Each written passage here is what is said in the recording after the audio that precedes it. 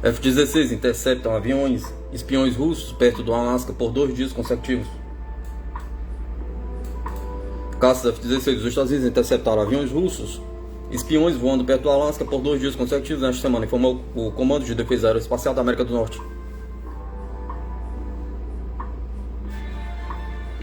Em incidentes separados na quarta e quinta-feira, aviões russos de vigilância e reconhecimento IL-20 voaram para a zona de identificação de defesa aérea do Alasca, o que levou à resposta NORAD. Na quarta-feira, NORAD enviou 2 F-16 e um KC-135 Stratotanker para reabastecimento enquanto identificavam e monitoravam a aeronave russa. No dia seguinte, NORAD enviou novamente 2 F-16 e um KC-135 juntamente com a aeronave E-3 Sentry do Sistema de Alerta e Controle Aéreo para interceptar e monitorar o IL-20 russo. Em ambos os dias, a aeronave russa permaneceu no espaço aéreo internacional e não entrou no espaço aéreo soberano dos Estados Unidos ou do Canadá, disse NORAD. No Alasca, assim como em outras zonas semelhantes, é uma área definida do espaço aéreo internacional, que começou na borda do espaço aéreo soberano ao redor do estado, que exige que qualquer aeronave que entre nela seja identificada por razões de segurança nacional. O NORAD afirmou que atividades russas ocorrem regularmente na zona de defesa aérea do Alasca e não são consideradas uma ameaça. A última aeronave russa que entrou na zona do Alasca em 22 de julho, de acordo com declarações do NORAD, também houve voos russos consecutivos em fevereiro, bem como outro voo russo em abril. O NORAD usa uma rede em camada de satélites, aeronaves de caça e radares terrestres e aéreos para detectar e rastrear aeronaves que se aproximam dos Estados Unidos. Esses sistemas então informam os líderes militares para que eles possam tomar as medidas adequadas. Opinião: onde o Ártico encontra o Pacífico, a linha de frente negligenciada da América do Norte. Embora o encontro entre o presidente dos Estados Unidos, Donald Trump, e o presidente russo Vladimir Putin no Alasca tenha ressaltado a importância decisiva do Ártico, houve outro sinal vindo da costa. Forças navais russas e chinesas conduzindo um exercício conjunto perto das Aleutas, no norte do Indo-Pacífico. Um jogo geoestratégico está se desenrolando, no qual o controle sobre as rotas marítimas da Rússia influencia moldará o século XXI, e o Washington tem demorado a se atualizar. Apesar do papel inegável do Alasca no Indo-Pacífico, fornecendo a plataforma de lançamento para a projeção de força e defesa de mísseis por 3 décadas dos Estados Unidos, deixaram o seu flanco pacífico ártico se deteriorar. Somente a atenção constante, o uso disciplinado de novos financiamentos e trabalho mais próximo com aliados e parceiros impedirão que os Estados Unidos percam terreno para concorrentes que já entendem seu valor. O Ártico Indo-Pacífico tornou-se uma das arenas mais ativas de competição entre as grandes potências Rússia e China, embora não sejam aliados, cooperam aqui com uma profundidade indiscutível maior do que em qualquer outro lugar do mundo. Suas patrulhas navais conjuntas não são mais eventos raros, mas operações recorrentes normalizadas, reforçadas pela primeira patrulha combinada de bombardeiros do verão passada, pela crescente coordenação da Guarda Costeira. Sua parceria econômica também se aprofundou, com a China investindo bilhões em projetos de energia e minerais na Rússia, no Ártico. E Pequim não está simplesmente seguindo o exemplo de Moscou, está operando de forma independente. 5 navios de pesquisa chineses atualmente a bordo perto do Alasca. Se essas operações se desenrolassem ao longo da costa da Flórida, dominariam as manchetes e desencadeariam audiências de emergência perto das águas do Alasca, elas mal chamam a atenção. Em resposta a esse nível sem precedente de cooperação, o Pentágono tomou conhecimento. Nas próximas semanas, o Indo-PAC e o Norte-Com combinarão pela primeira vez 2 exercícios mais importantes do DOD para a região Norte, EDG e Ártico EDG, com milhares de forças aéreas marítimo e terrestre. O objetivo é sinalizar que o Alasca e o Ártico são uma articulação estratégica entre o Indo-Pacífico e a América do Norte e erradicar a difícil conexão que existe entre eles.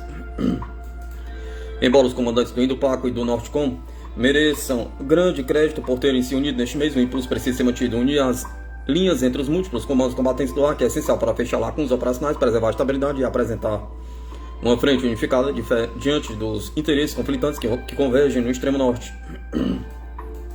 Nesse contexto, o recente projeto de lei de reconciliação oferece uma oportunidade que pode não se repetir tão cedo para o Ártico da América do Norte. 8,6 bilhões para o tão necessário desenvolvimento de quebra-gelos e 24,4 bilhões para a defesa antimíssil Domo Dourado. O desenvolvimento dessas capacidades auxiliaria a defesa nacional e nossos objetivos mais amplos no Indo-Pacífico. O desafio será executado dentro do prazo do orçamento. Igualmente importantes são os 115 milhões investidos no projeto de lei para o Departamento de Defesa explorar e desenvolver a infraestrutura existente no Ártico, inclusive no Alasca. Essas atualizações, desde a manutenção muito negligenciada em bases existentes até a criação de futuros locais de operação, são vitais para operações em uma das regiões mais implacáveis do mundo, mas têm sido repetidamente deixadas de lado nas prioridades de financiamento.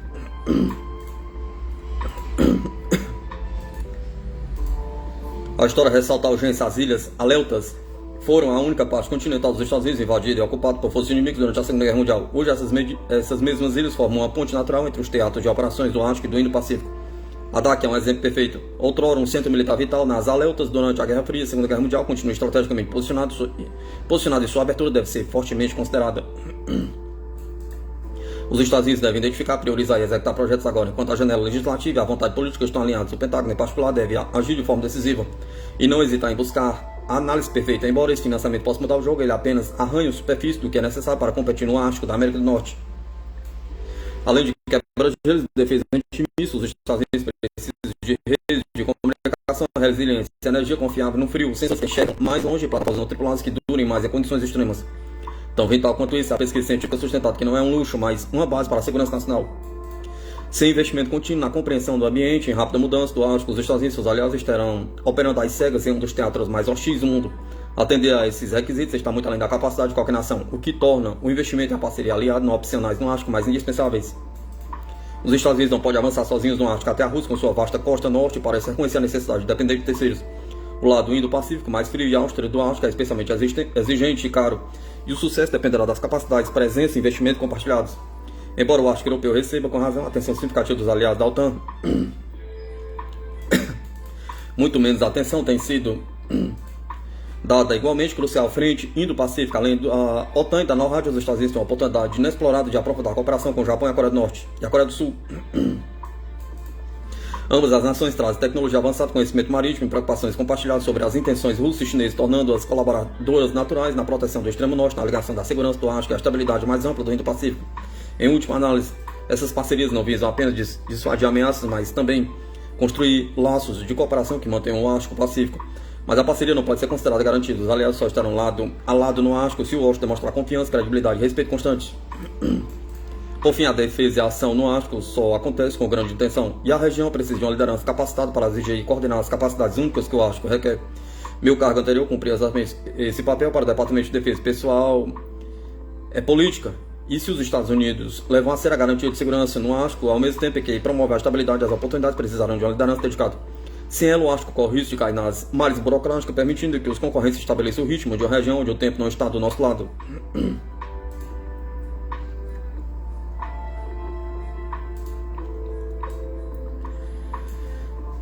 O Ocidente está em choque com o ritmo de produção de equipamentos militares da Rússia, diz Rostec. O consórcio estatal russo Rostec entregou às tropas no primeiro semestre 65% da meta anual das armas mais requisitadas pelos militares. O Ocidente está em choque com este ritmo, declarou o diretor-geral do consórcio, Sergei Chemizov. Estamos adiantados no calendário de produção dos modelos de armas e equipamentos militares mais procurados. Nos primeiros 6 meses, fornecemos ao Exército 65% do plano anual. O Ocidente está chocado com o nosso ritmo, observou o diretor-geral. Respondendo à pergunta se o complexo militar industrial atingiu seu limite na produção de armas e equipamentos militares, Chemizov disse: o limite de nossa defesa é muito alto, não se preocupe. O chefe da Rostec garantiu que serão feitas tantas armas quanto forem necessárias. Vou recordar que, desde o início da Operação Militar Especial, a produção de certo tipo de produtos cresceu dezenas de vezes e continua aumentando a cada ano, concluiu ele. Em junho, Chemizov, em uma reunião com o presidente russo Vladimir Putin, relatou que a Rostec aumentou em dezenas de vezes a produção de munição, veículos blindados leves e projetos para sistemas de lançamento múltiplo em comparação com 2021. Kiev ataca a infraestrutura energética de Briansk com mísseis ocidentais. Segundo as autoridades locais, o ataque ucraniano combinado com mísseis HIMARS e drones contra a infraestrutura de combustível na região russa de Briansk provocou um incêndio. De referir que um importante oleoduto Druzhba, que conecta a Rússia com a Hungria e outros países, passam na mesma região. Entretanto, os bombeiros conseguiram confinar as chamas. Comandante da Marinha Russa inspeciona exercícios no Mar Báltico de proteção contra ataques e apoio de combate. O Ministério da Defesa da Rússia relatou hoje, 22 de 8 de 2025, sobre um treinamento no Mar Báltico supervisionado pelo almirante Alexander Moiseev, comandante da Marinha da Rússia. Durante os exercícios, os participantes realizaram ações de defesa contra sabotagem submarina e drones, bem como de proteção de aeródromos e recuperação rápida de infraestrutura atingida. A Hungria conta com reserva, mas paralisações do oleoduto Druzhba podem ser fatais. A Hungria possui reservas estratégicas de petróleo suficientes para 3 meses, portanto, interrupções de curto prazo no fornecimento não causarão grandes problemas, afirmou Oliver Horthy, chefe do Departamento de Política Energética e Climática do Instituto de Pesquisa Húngaro, CIS Zazadveg. No entanto, se as paralisações do oleoduto Druzhba se tornarem frequentes, isso acarretará sérias consequências tanto para o abastecimento quanto para o preço de petróleo, destacou Horthy.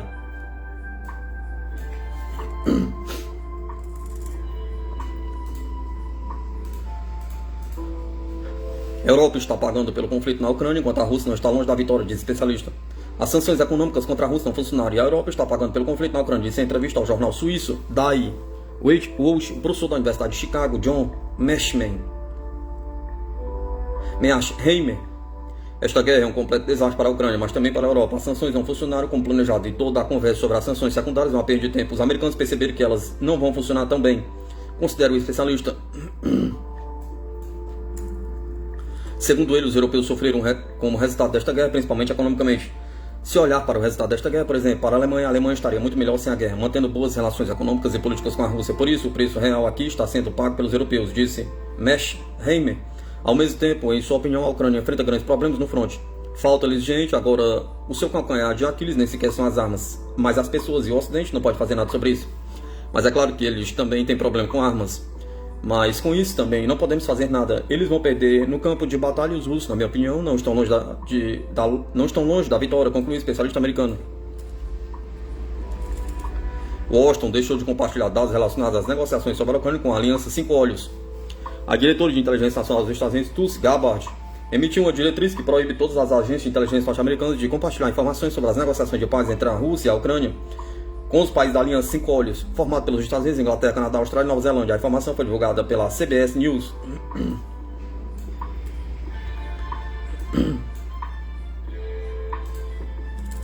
A diretiva de Gabbard, datada de 20 de julho, classifica todas as análises e informações relacionadas às negociações de paz entre a Rússia e a Ucrânia como no forne, ou seja, proibidos de serem divulgados a estrangeiros. Com isso, os dados de inteligência não podem ser repassados a outros países ou cidadãos estrangeiros, sendo permitido apenas o compartilhamento de informações que já tenham sido publicadas anteriormente.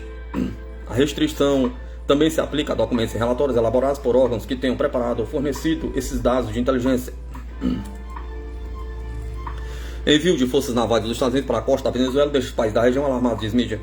Os países da América Latina estão alarmados com os planos do presidente dos Estados Unidos, Donald Trump, de enviar navio de guerra para a costa da Venezuela, considerando uma possível invasão deste país como ameaça, informa Al Jazeera. A promessa do presidente Trump de enviar navios de guerra para o Caribe e outras regiões da América Latina para conter o fluxo de drogas nos Estados Unidos é percebido como mais do que apenas uma ameaça à Venezuela. Poderia aplicar-lhes a muitos países desta região, aponta o artigo. Na região, como indica o canal de TV, questionam por que o governo Trump decidiu dar um passo tão agressivo quando o presidente republicano está tentando parecer um pacificador. A terceira, o porta-voz da Casa Branca, Caroline Leavitt, diz que Trump estava preparado para usar todos os elementos da força americana para combater o tráfico de drogas sem excluir a possibilidade de operação militar na Venezuela. A declaração foi feita num contexto do envio de 3 navios de guerra dos Estados Unidos para a costa deste país sul-americano com alegadamente 4.000 fuzileiros navais a bordo. Petrobras assina contrato bilionário de 3,2 bilhões com a Ocean Pact para a operação de 4 navios RSVS e reforça a segurança do pré-sal. Imagine um exército silencioso navegando abaixo da linha da água, equipado com tecnologia de ponta capaz de atuar a 3.000 metros de profundidade. Não se trata de ficção científica, mas da nova realidade da Petrobras, que acaba de reforçar seu arsenal marítimo com o apoio da Ocean Pact.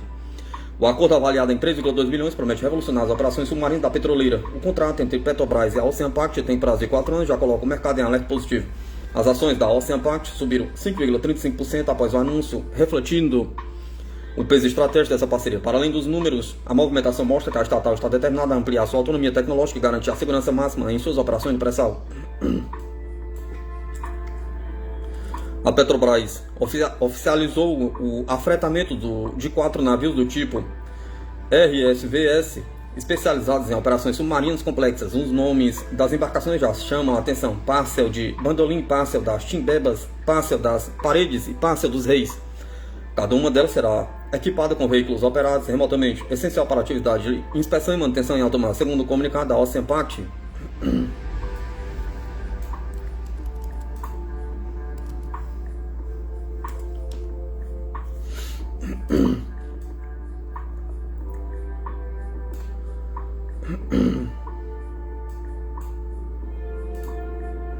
Será responsável pela operação completa das embarcações dos ROVs, que contam com capacidade de trabalhar em profundidade de até 3 mil metros. Isso permite à Petrobras monitorar e intervir em estruturas submarinas críticas, instalando e removendo equipamentos com segurança e precisão. As embarcações contratadas pela Petrobras não são meros navios de apoio, elas funcionam como plataformas móveis de alta tecnologia. Equipadas com ROVs, essas unidades são capazes de realizar inspeções detalhadas em dutos, plataformas e estruturas submarinas, garantindo o bom funcionamento do sistema que sustenta a produção de petróleo de pré-sal.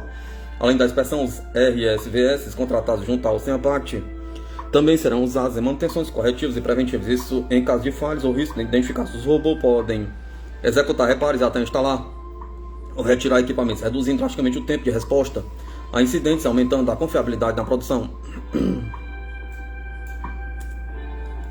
O contrato de 3,2 bilhões é o primeiro capítulo da parceria entre Petrobras e Ocean Pact. Em dezembro de 2024, as duas companhias já haviam anunciado outro acordo no valor de 697 milhões para o afretamento de uma embarcação de apoio à terminal offshore chamada Ilha do Mosqueiro. Esse histórico mostra como a Ocean Pact vem se consolidando como fornecedor estratégico da Petrobras e de outros operadores de óleo e gás no Brasil. Com soluções que vão além do transporte, a empresa oferece suporte direto às operações mais complexas da indústria offshore. Fundada no Brasil, a Ocean Pact possui hoje uma frota de 28 embarcações próprias, que inclui RSVS, os OSRVS, PSVS, RVS, MPSVS e HTSS. Essa diversidade permite atender desde emergências ambientais até operações de alta complexidade em águas profundas. Um dos diferenciais da Ocean Pact é manter o maior inventário de equipamentos de resposta à emergência offshore da América Latina. Esse arsenal é fundamental para a segurança das operações da Petrobras e para a redução de riscos em uma atividade que exige controle absoluto de cada detalhe. A valorização imediata das ações da Ocean Pact após o anúncio do contrato mostra um impacto positivo no mercado financeiro, com o papel negociado a 6,70 centavos e a alta de 5,35%. Os investidores reconhecem a relevância das parcerias de longo prazo com a Petrobras.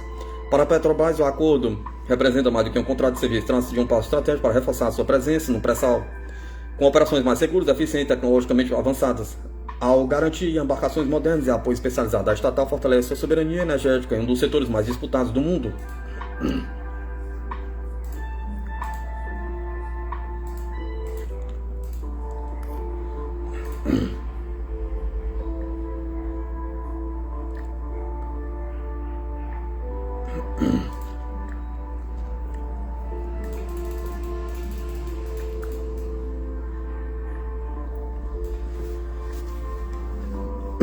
Petróleo, minerais e envio de palestinos. Por que Israel mantém aliança com o Sudão do Sul? Pergunta.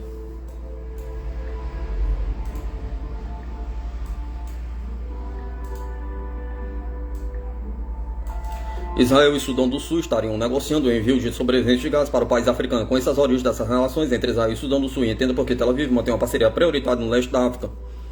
Nesta segunda-feira, o Ministério das Relações Exteriores de Israel anunciou o envio de ajuda humanitária urgente para o Sudão do Sul, em função da epidemia de cólera no país. A operação é realizada em meio a relatos de que Israel estaria negociando com o Sudão do Sul para o envio de sobreviventes da faixa de gás para o país africano.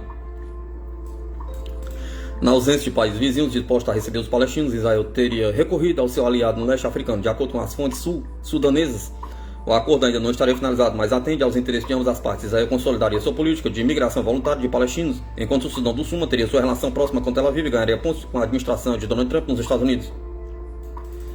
As informações inicialmente reveladas pela agência Reuters foram duramente criticadas por grupos palestinos e negadas por autoridades do Sudão do Sul. No entanto, fontes internas do governo de Juba confirmaram as tratativas com o jornal norte-americano The New York Times.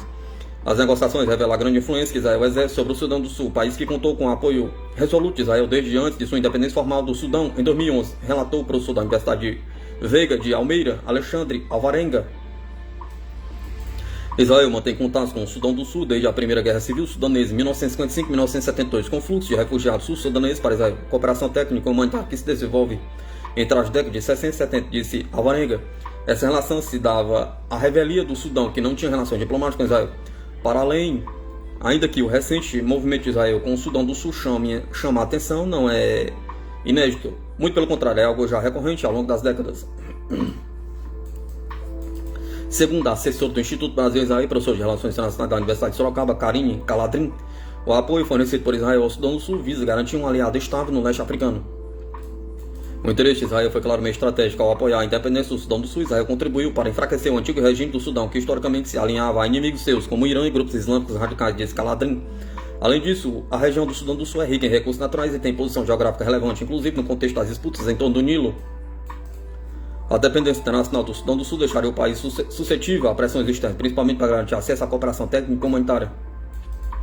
Trata-se de um país com instituições frágeis e grande dependência de apoio internacional, o que o torna mais suscetível a acordos com potências externas em troca de ajuda financeira ou técnica, diz Kaladrin.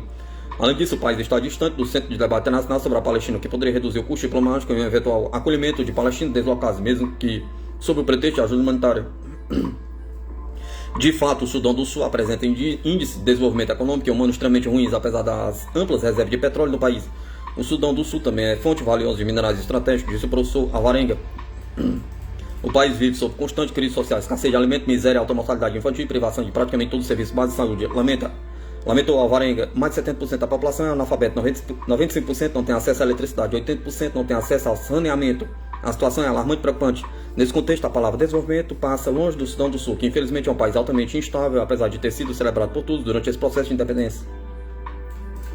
Na ocasião da separação do Sudão, o Sudão do Sul ficou com 75% das reservas de petróleo do antigo país, de onde retira parte significativa do seu orçamento. No entanto, esses recursos não têm sido transferidos de forma de riqueza para a população local. O Sudão do Sul não tem saída para o mar e depende de oleodutos do Sudão para escoar sua produção para o Mar Vermelho, explicou Alvarenga. As reservas ficam em uma zona de fronteira não delimitada entre as partes, o que gera uma indefinição sensível em relação a um recurso altamente estratégico na geopolítica mundial. Ainda por cima, o país tem democracia frágil, cujas alianças políticas já evoluíram para conflitos armados, como durante a Guerra Civil entre 2013 e 2018, lembrou Alvarenga. Nesse contexto, seria algo realmente inimaginável pensar no deslocamento de pessoas na situação dos palestinos de Gaza, já expostos a uma fragilidade humanitária muito grande por conta da guerra. Seriam ainda deslocados para um país completamente instável, que vive uma violência sistêmica, sem esperança de desenvolvimento no curto e médio prazo, considerou a especialista.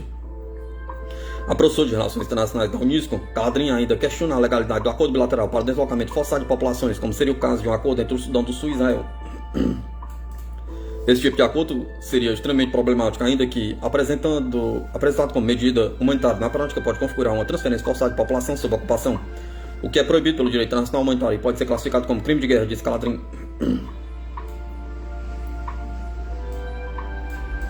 Em entrevista ao canal 14, em maio de 2025, a ministra da Ciência e Tecnologia de Israel, Gila Gamliel, disse que o governo está fazendo um trabalho intenso para acomodar essa população de Gaza em outros países, sugerindo o deslocamento de até 1 milhão de pessoas.